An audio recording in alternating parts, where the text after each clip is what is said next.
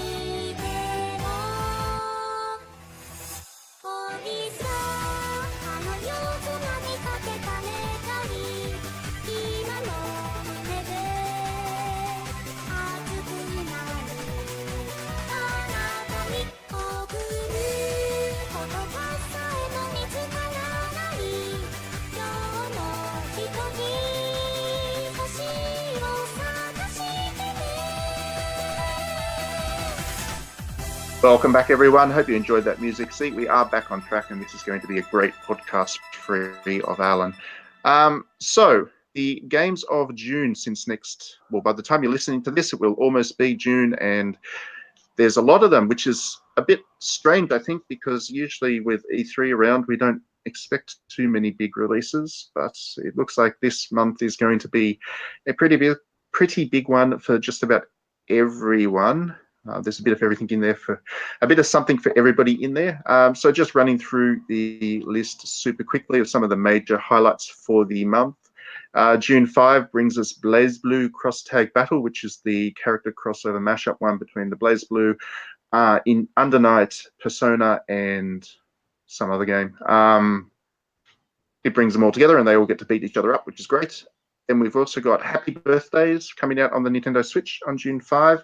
Happy Birthdays is Birthdays the Beginning Portable, which was a lovely little, what would you say, God Sim, that came out a couple of years ago on the PS4. Then we've got Sushi Striker, which Nintendo has been promoting pretty heavily and should be really good. A lot of arcade kind of crazy fun in that one, which is cool. The Lost Child comes out on June 19. That's a Nippon Ichi published dungeon crawler with a lot of Lovecraftian elements in it. So anime plus Lovecraft usually goes well together, and we're expecting big things of that one. What else we got? We've got Ys 8 comes out on the Nintendo Switch on June 26 as well, which it's already out on just about every platform known to mankind, but that one should be pretty good because it has a whole bunch of bonus stuff on the Switch, including swimsuits, and everyone knows that, you know, swimsuits make a game worth buying. We've got Luminous comes out as well, and that's been a long time since a new Luminous game. That's kind of Tetris mixed with rhythm game, and if that doesn't sound cool to you, you just have no taste in anything. And then Crash Bandicoot comes out as well on June 29 for the Nintendo Switch, which I don't think anybody really saw coming until it was announced, and I think people will enjoy that. So over on the PlayStation 4, we have Vampire, which is the gothic RPG by the guys that made Life is Strange, which should be good. I think pretty much everybody who likes a good story is looking forward to that one, has big expectations. What else have we got? Nobunaga's Ambition comes again on June 5 to the PS4. This is the third Nobunaga's Ambition game to be released in English on the console, and should be some good strategy action based in the Sengoku period of Japan. Super Bomberman R comes out on the PS4 on June 12, and that will be great fun in multiplayer because Super Bomberman was great on the Switch. What else we got? Rainbow Skies, which is the sequel to many years ago. That comes out on June 26 as well. Tactics RPG kind of thing, which I think people who played Rainbow Moon will appreciate. What else we got? The Crew 2, if you're into racing games, I guess. That comes out on June 26. And I've probably missed a whole bunch of stuff. So if I've missed anything, fill me in. What are you looking forward to, Matt? I am not looking forward to any games because I don't play games anymore because all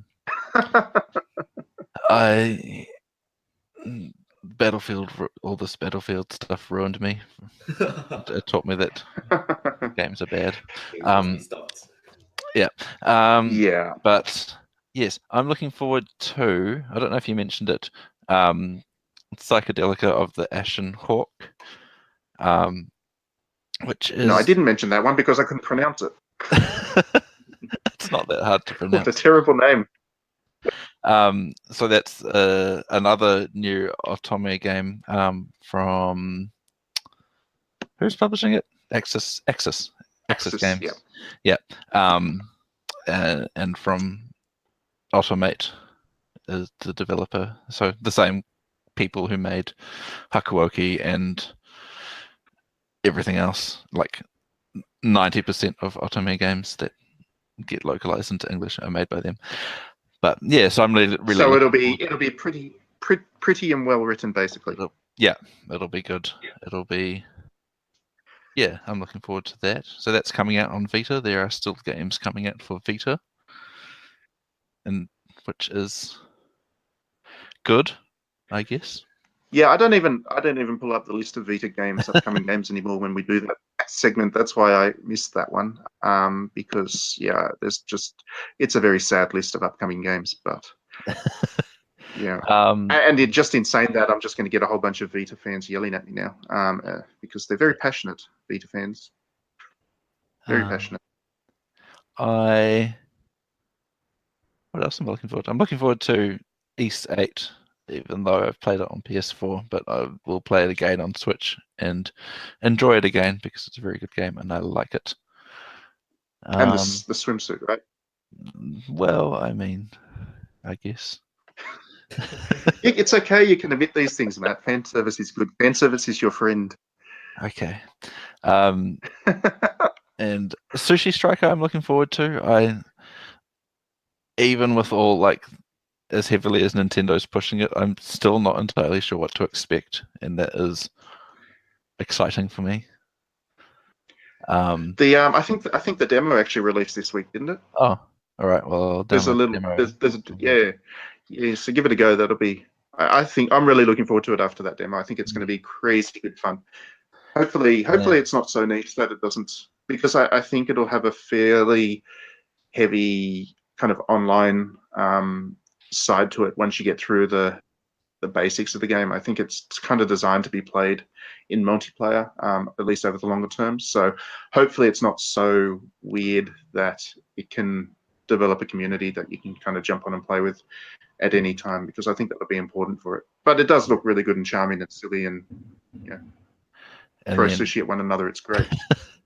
And then speaking of that the one game that I was looking forward to was Onrush, which is a new like weird arcade racing sort of game made by Codemasters.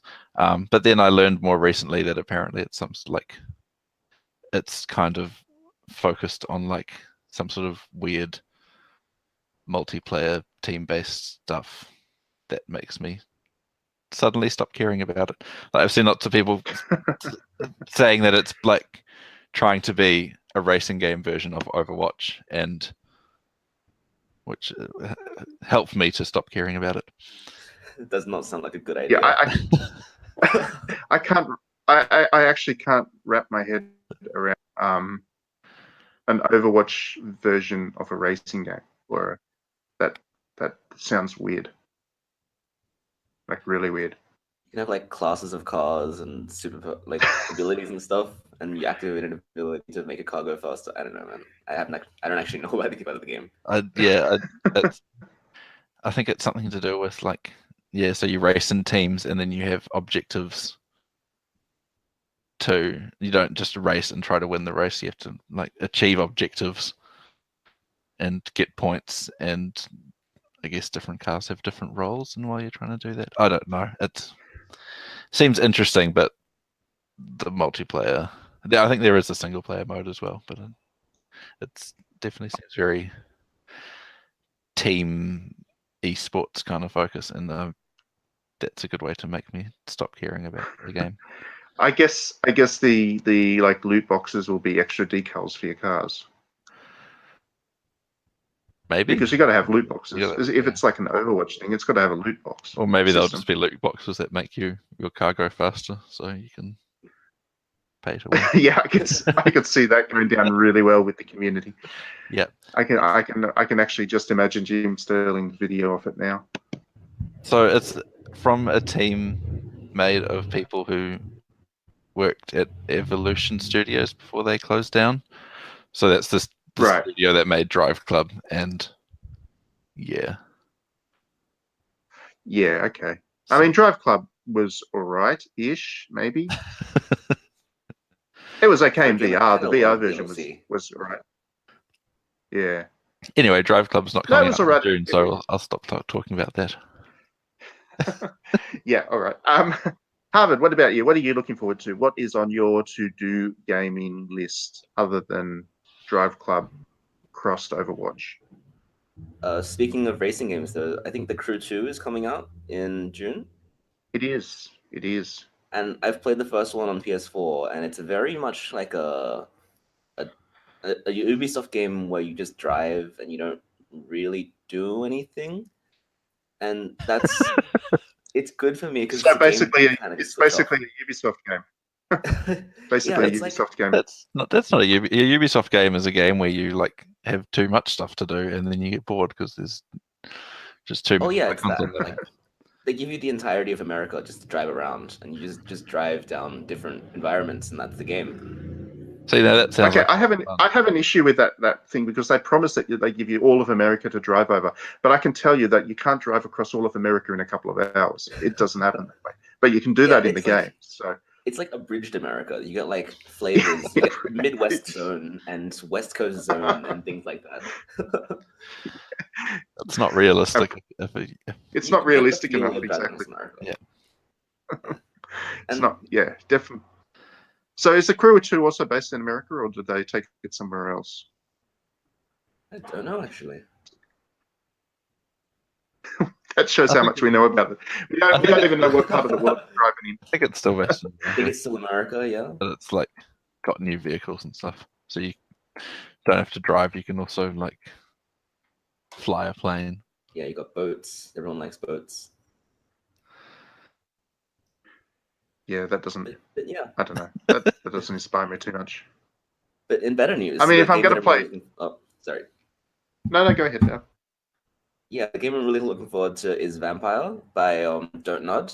And Yeah. Don't Nod is one of those interesting studios because they made Remember Me back in like late 2010s or 2000, the late noughties, where everyone was doing sequels and no one was doing new IPs, and everyone saw Remember Me, and they thought, this is such a weird, interesting game. And since then, Don't Nod has been aggressively trying to go back into the past because they've done a futuristic game, then they did Life is Strange, which is set in the present day. Now they're doing Vampire, which is kind of set in like the 1900s. And you can just see them going back century by century by century. And yeah, I'm really looking forward to it as well. I think, I don't know, I really trust that Don't Nod knows how to do a good story. And I know that Remember Me wasn't the most, well, it didn't set the sales charts ablaze and didn't resonate so well with critics, but I really enjoyed it because I thought it told a really good story and did so really effectively. And the idea of a game in which you play a vampire and you need to have a conscience about, or you can choose to have a conscience anyway, about who you feed on, is a really cool idea, I think, for the whole vampire myth, which we haven't really seen in video games done before. Obviously, there's books by Anne Rice and other authors that kind of explore that theme. But video games have always been, vampire just sucks blood and that's what they do, and great. Play Castlevania. So, yeah, I'm really looking forward to somebody actually doing something with a little bit of nuance about the vampire myth. Are you saying it's not nuanced to have a character who's a good vampire and whose name is Alucard? Yeah, I'm saying that, Matt. I'm putting that out there. It's not the most nuanced or intelligent way of doing things. I get that they're trying to be a little bit subversive with the name and flip things around a bit, and I appreciate the effort. But I will say that it's probably not the most. Well, it's a bit on the chin. Let's put it that way. Just a little bit. Yeah, Castlevania sucks, but. Well, it does. It's literally about vampires sucking blood. There, got out of that one.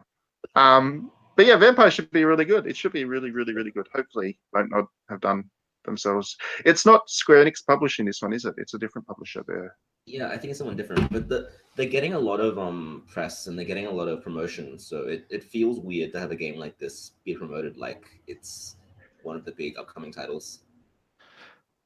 Yeah, I actually didn't know it was coming and it is soon. I thought it was still pushed back a bit. Yeah, distant, in the distant horizon.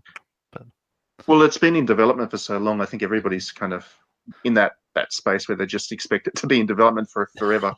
But yeah, it had to come out sometime. So it's also nice that it is a new IP at the later end of the console generation, where new IPs are less common.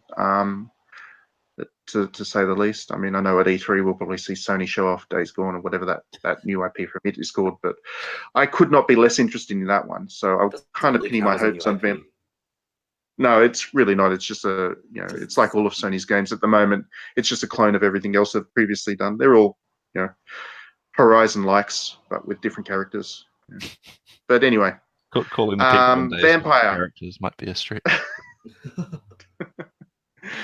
Vampire, definitely looking forward to it as a new IP. Got a lot of hopes pinned on it, so fingers crossed. It looks like it's being published by Focus Home Entertainment. Oh yeah, they're quite good at, like, I guess, taking risks on stuff they like that. do. They definitely do. Yeah, they do. They definitely don't do normal stuff. So they take the stuff that the other publishers probably wouldn't touch.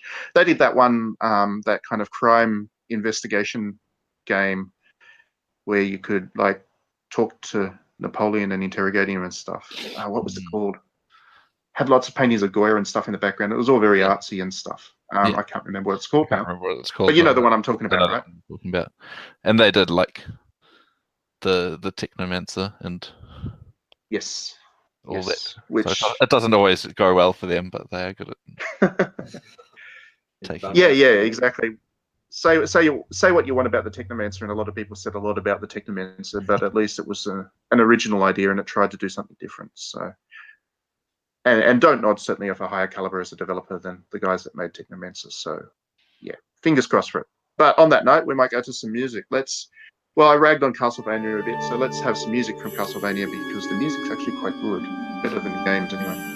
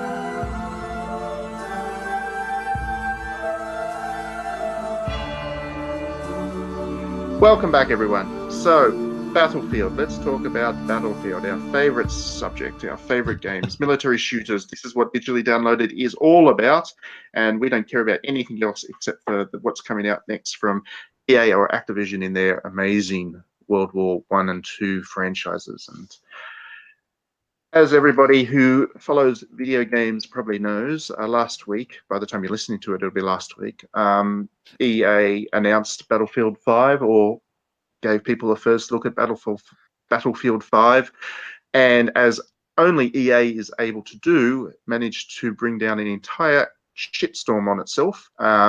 And since that announcement, basically everybody has just had one hot take after another about the game and what to expect from it. And social media around video games has gone into meltdown, talking about what was on the cover and what's in the game and all that kind of stuff. So we thought, let's do our own spin on it, because of course we have different ideas to what most people do at digitallydownloaded.net.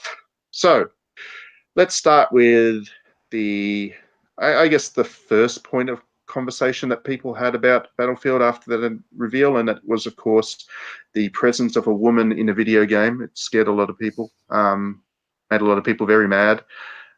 So the cover thing, I don't know. what would you call it? Cover character, cover promo, whatever. Anyway, the cover of Battlefield 5 has a woman soldier with it's a prosthetic arm, isn't it? I haven't looked at that closely. Yeah. Yeah, a woman soldier with a prosthetic arm, and it seems like she's the main character of the game. Is that, or is it just a promo image? I think it's just a promo image. I think Yeah. she's one of a handful of main characters, but Yeah, right. Okay, so she's a resistance fighter, I believe, is her story hook. And obviously, like we said, it's based on World War II. So she's a resistance fighter in World War II who's going to be shooting a whole bunch of Nazis, which is a good thing. I think we can all agree on that, or at least I hope we can all agree on that. And yeah, that sent the internet into meltdown because apparently, according to more than a few people, a surprising number of people, they don't know that women actually fought in World War II. So yeah, there's obviously a bit of a disconnect there between what people actually know about history and what actually happened in history. But women did indeed fight in World War II, and there were some of the most effective soldiers in World War II were actually women. There's a great story about a Russian sniper who killed more Nazis than almost anybody. And I can't remember her name, unfortunately. I feel terrible for that. I probably wouldn't be able to pronounce it anyway because it's a very long Russian name. But yeah, she was a sniper in the Russian military, and she got 600, I think, confirmed kills or something. And that was top 2 or 3 or something amongst the Allies in terms of her effectiveness on the battlefield. And I think it's a good thing that Battlefield will have Battlefield 5 is featuring a woman so prominently, because I think, as the Twitter meltdown shows, there are a lot of people that aren't aware of what women did through World War II, and I think that this is a good opportunity to start to raise some awareness about that. So certainly approve of that.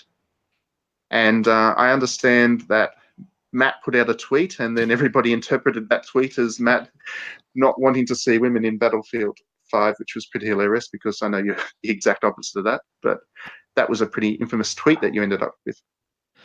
Yeah, that was it was in response to something that, like, the director or one of the senior people on the thing put out a tweet about how the focus is about fun rather than authenticity. And then I replied to that tweet being like, is maybe fun isn't really the best tone to be going for in a game based on a real war where millions of people died. And yeah, for some reason, lots of people have interpreted that as me saying there shouldn't be women in the game. And I'm not sure why, but yeah. The joys of the internet. Yeah. No, yeah, I thought that tweet and the fallout and what you got as a result of that was quite hilarious. The reason that the tweet became the reason that Matt got a lot of people atting him in the comments was because somebody picked up wrote a story about that tweet, and then it got to the top of N4G with its very fine audience that publication, that website has. So yeah, I thought that was quite amusing, really. It's also been quite amusing to watch. It's sort of like a race between people who are liking the developer's tweet and people who are liking my tweet. It's like a little race between in the discourse around Battlefield. What's more important, like fun or respectfully approaching history? Well, yeah, that's. I mean, wins the argument. Yeah, that's it. That's how debates work in modern discourse. But I mean, the point that you made was totally correct. Like I think everybody knows that you and I agree on this topic.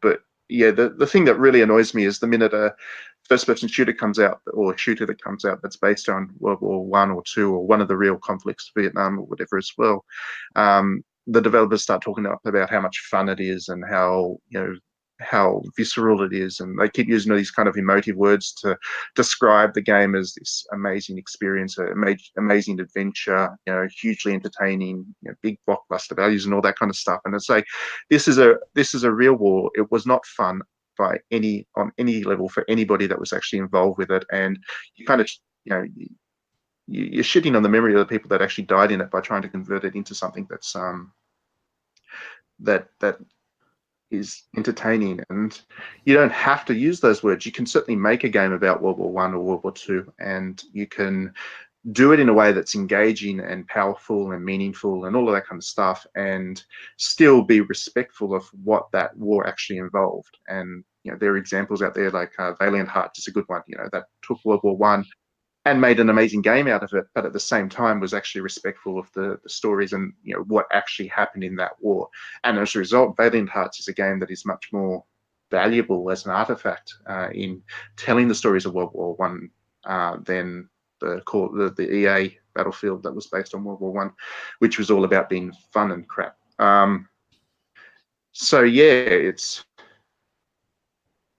an odd one, because people, the people were talking about because of historical accuracy, the women shouldn't be so prominent in the game, and I don't get that argument, because as we already mentioned, women were quite prominent in World War II. But yeah, on one hand, they're talking about historical accuracy and all this kind of stuff, but on the other hand, virtually nobody is actually calling EA out on talking about this game as though it's entertainment and fun. And if you want to talk about realism, let's talk about how realistic it is to make World War II a fun experience, because it's not. It shouldn't be. It just shouldn't be. If they are aiming for realism, playing a World War II game should make you absolutely miserable. But yeah, it's frustrating, because we keep having these conversations about battlefield games or military shooters and all of that, and the thing that I find really frustrating is actually the way that companies like EA and Activision get away with it by having that kind of sense of diversity in it, which I think is a great thing. Call of Duty had a similar debate because it had people of color, black people, I think it was, in their game. And people were talking about, that wouldn't be very historically accurate or whatever nonsense they were coming up with as well there. So, it's a good thing that the companies are putting these diverse characters in there and finding these stories that are, perhaps a little bit harder to find than the white man fighting the war story. But at the same time, nobody's having the conversation about the impact of turning military games into entertainment. And I think that's a real conversation and a real concern that we need to have, because World War II is a war that people need to understand. They need to understand it in a way that is reflective of what actually happened. And unfortunately, games like these ones actually encourage people to have a very warped understanding of what World War II was, the conduct of the various armies in World War II, and the events of the war. And I think that's a much more disturbing story than whether or not they've got certain characters in the game, if that makes sense. But anyway, that's enough of me ranting. I've managed to silence Matt and Harvard. Yeah. Harvard, what are your thoughts? Tell us, what do you think about all of this stuff on Battlefield and EA? I'm really happy because I get to use a phrase that I don't think will ever be used again in the history of mankind. And it's, let's look to Call of Duty for a good example. So what? If you think what? Call of Duty, I think Black Ops 3 or Advanced Warfare, probably Black Ops 3. It's set in this futuristic time, has nothing to do with current conflicts, so responsible in that regard. And it's got women soldiers, and no one got mad at it. Potentially because no one knew about it, but it did everything that Battlefield currently does. And this was like several years ago, and it did it in a way that doesn't potentially, I guess, glorify or misrepresents the actual conflict that happened in World War II. And it's interesting now because Call of Duty then went back to World War II last year, I don't know. Yeah, And last year. Yeah. There's some good and bad in there as well, and it's a bit embarrassing for them to, I guess, fall into the same trap that they always have been. But they also demonstrate how to do it in a way that doesn't ruin everything, and it's a bit sad that they haven't kept doing that. Yeah, that's the thing, and that's the thing that really confuses me about the kind of product strategy behind these things. You don't need to make a game about a real world conflict for it to be an interesting shooter experience. You know, you can do futuristic ones, or you can do even, one set in kind of a modern period, but not actually based in, a real conflict. So I don't, unless you are aiming to actually tell the stories of World War I or World War II, I don't see the point of actually setting your game in those wars. And if you are going to set your game, and if you are looking to tell a story of World War I or World War II, I really think that you need to, a developer needs to be responsible about that, and look to tell the story in an authentic, doesn't have to be realistic, but an authentic way that actually represents what happened in that war. Or at the very least, if you want to make it fun, do some kind of like alternate history thing like Wolfenstein does. Yeah, I've got no problem with the game like Wolfenstein, for example, because it does that. Yeah, exactly. Yeah, absolutely. Wolfenstein's a really good example of how you can do a shooter set in a war, but do it in such a way that it is so fantastical that you're not going to lead people astray. Because I'm not sure if developers even realize this, but people do look to their games as kind of, they don't look to them as education, but they certainly learn from them. And if they're learning that Call of Duty World War II or Battlefield 1, or what I assume this Battlefield will be like as well, if they start to think that this is representative of those wars, and they will, and they do, they're just getting a very warped idea of what those wars were about, which is great for the military recruitment agencies, because it makes these wars seem like a great job for people who are patriotically inclined, let's put it that way. But they get to the battlefield and realize that the real situation is nothing like that at all. But on that note, let's stop with the negative chat. Let's have some music. We kind of had to talk about it because it was such a big bit of news this week.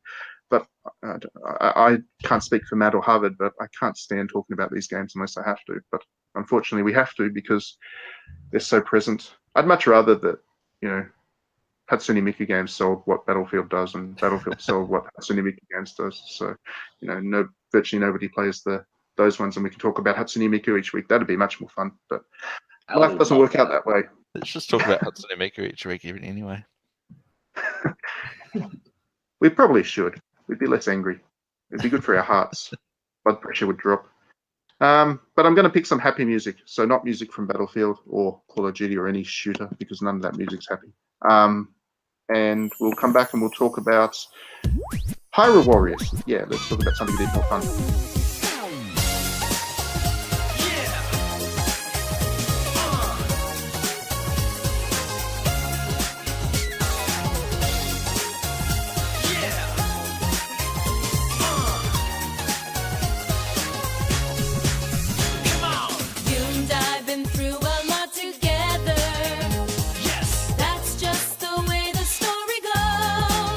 That's right. Even though your heart breaks and you're down on your knees.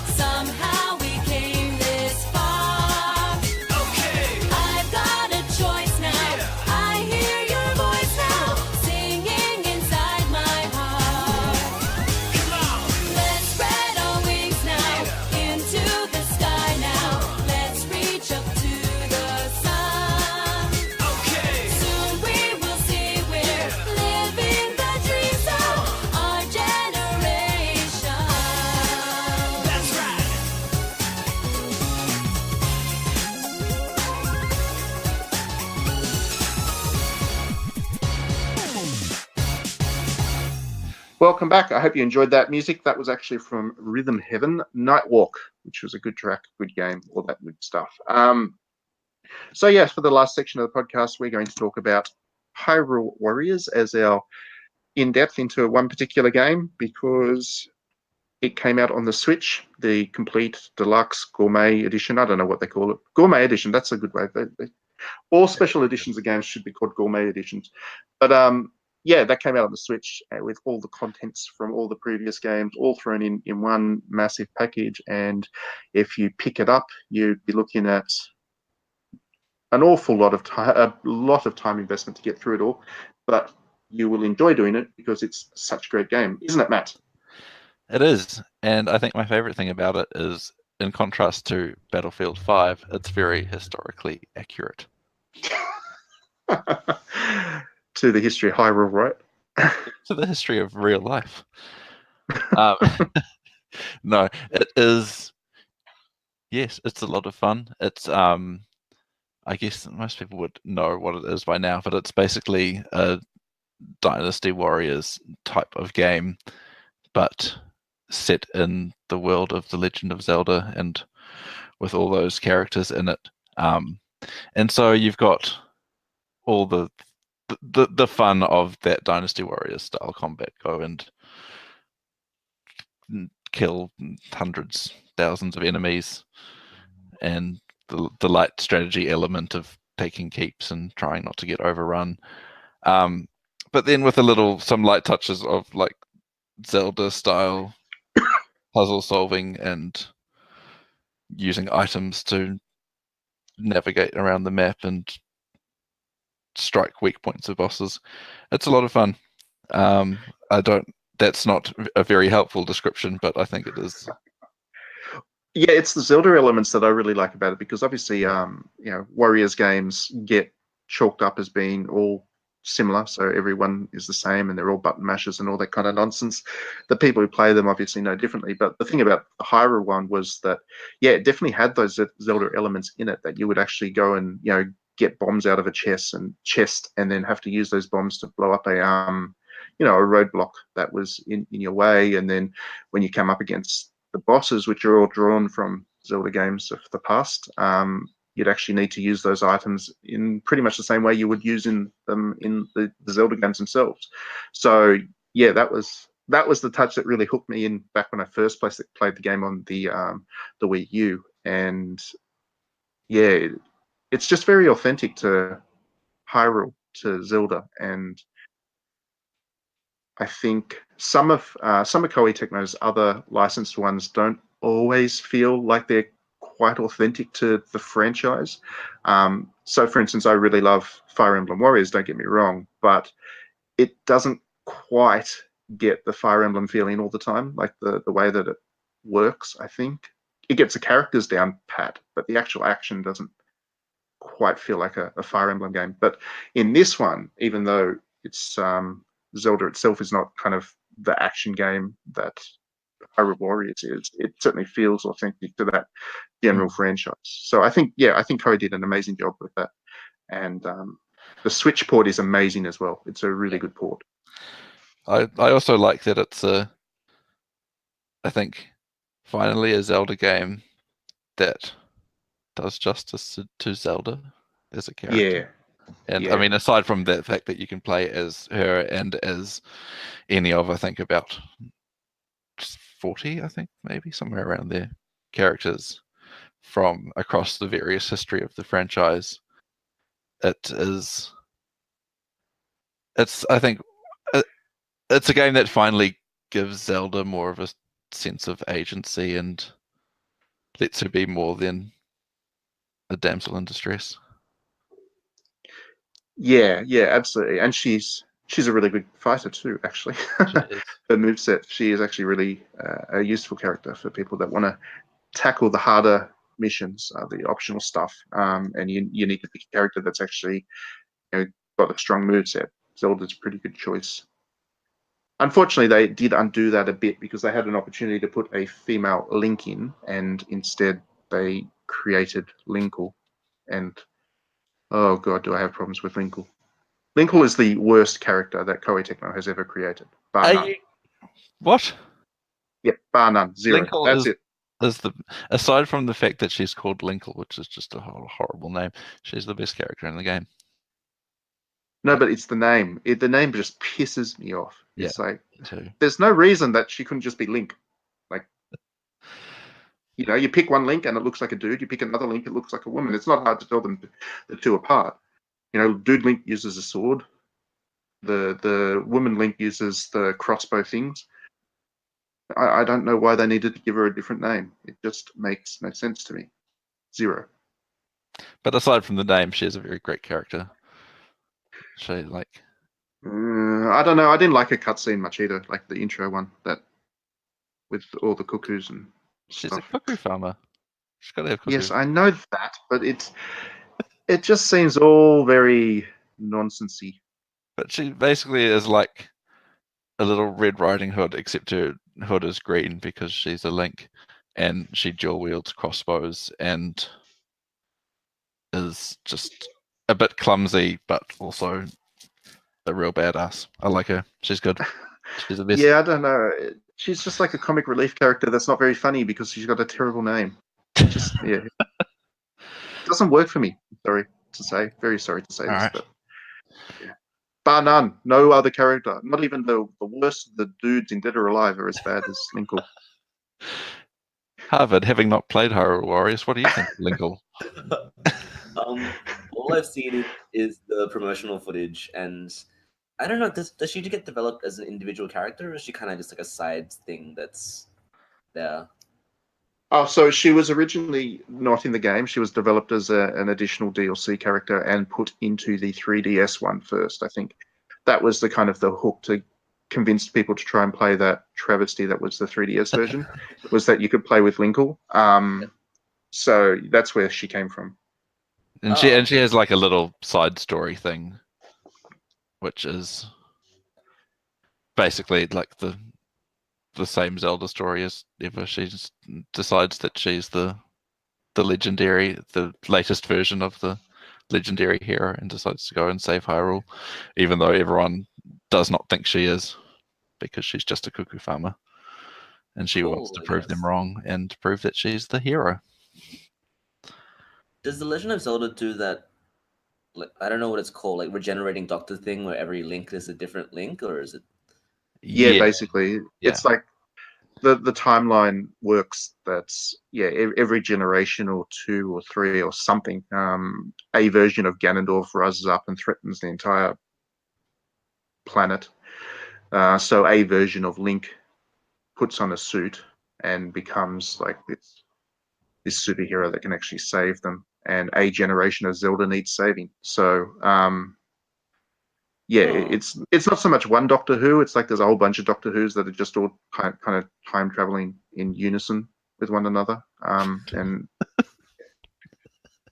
I wouldn't mind. I wouldn't mind if David Tennant actually ended up being the next Link. That would be pretty good. I'd be all for that. That sets the stage, right, for a female Link, and then they don't have to say anything, and it's going to end up in a whole battlefield situation, and Matt's subtweets are going to get massive again. It'll be great. Well, that's the thing. Like, there's no reason that they can't be a female Link, because Link doesn't need to be a male name in the first place. It's a made-up name. They can apply it to a woman just as easily, and there's nothing in the law that says that it has to be a dude. Even the suit itself, a woman could easily wear it and it would look no different. So it just makes no sense to me. And here was Koei Tecmo with the chance, because it was like this side game, it was a sub game. It wasn't a main Zelda game, so they could be a little bit more experimental. They had this chance to make a female Link as an extra character, as something that no one would get offended about, because it wasn't like the lead character of a Zelda game. And they instead made Linkle. I do wonder how much influence, I guess, there was from Nintendo in that, because there are other new characters which are like Sia, which are much more like Koei Tecmo characters. Koei Tecmo characters. I love how we can say like it's a Koei Tecmo character, and immediately everyone thinks of basically everyone can picture exactly what she looks like. Yeah, a strap across a massively oversized chest, and basically that's it for clothing. So that's a Koei Tecmo character. But yeah, I don't know. I assume that Nintendo probably had quite a bit of influence over the design of Link Pool, because otherwise she would be wearing a green bikini rather than a Link suit. And there's not even that as DLC. I'm amazed. They were very restrained with that character. So Nintendo must have had a big role in that. But yeah, I don't know. I don't like that character, and only because the potential is there for that character to have been much more interesting, and they got almost to the line and then took a big step backwards again. So naughty, everybody involved. But I do like the cuckoos, since we're talking about cuckoos a bit before. I don't know, have you managed to have your first accidental cuckoo kill, Matt? Because if you do that, it's a disaster. I wouldn't say accidental, but yeah. Wow. Okay, so you went and slaughtered a cuckoo, and then you saw what happens after that. Yeah, and then I slaughtered all the other cuckoos, and I just kept fighting cuckoos until the golden cuckoo came out. And then I killed the golden cuckoo and got some special treasure. Well, I'm impressed you managed to get to the golden cuckoo, because those things are brutal. Like, not just the golden cuckoo, all of them. They swarm you, and it's painful. I learned to be a bit scared of the cuckoos. Cuckoos are the scariest especially in Zelda games, especially the early ones. Because if they just kind of wander around being stupid, and if you accidentally hit one because you're in the middle of fighting a bunch of goblins or something, the cuckoos actually blame you for that, and then they start spawning like en masse, and they'll flood the entire level and kill everything, and they'll take over bases, and then these giant cuckoos will start spawning, and then you're in for it, because they're much more scary than the goblins, let's put it that way. Moblins, whatever they're called, the Zelda goblins. But yeah, it's Hyrule Warriors on the Switch, very good. Heaps and heaps of characters, heaps of gameplay modes. I would put, if I was putting an hours to dollar value thing on it, you'd be getting well and truly your money's worth, let's put it that way. I think you could easily spend 100 hours playing Hyrule Warriors and not see it all yet, or not get everything, because you can level up your characters to obscene levels as well, and well beyond the point where you actually need to complete the story and stuff. You can just keep leveling them up forever, and people do that because they are OCD about it, I guess. There's lots of stuff to find and collect, and hidden secrets and all that kind of stuff. Yeah, plenty of reasons to replay levels, because each level has like a golden skull collar thing pop up at some point during the battle, usually at a very inconvenient moment. You need to run over and try to find it, and if you don't, you'll have to go back and replay the entire level again to try and find it the next time around. But the rewards for getting that stuff is pretty good, and I think that's the thing. Like, the game's really good at rewarding you as you play. You do feel like the effort that you put in is returned, because a lot of games aren't very good at doing that. And I think Zelda's pretty good. Hyrule Warriors is pretty good at that. And on that note, we might wrap the podcast for the week. We survived. We survived without Alan. I'm very impressed with us. He's probably not going to be impressed with us, because we said things. But anyway, we'll cut to some music. We'll pick some music from something to do with Zelda, probably Hyrule Warriors, if not something else. So I haven't really chosen the music yet, but signing off, and enjoy the Zelda music, and we will see you at the next podcast.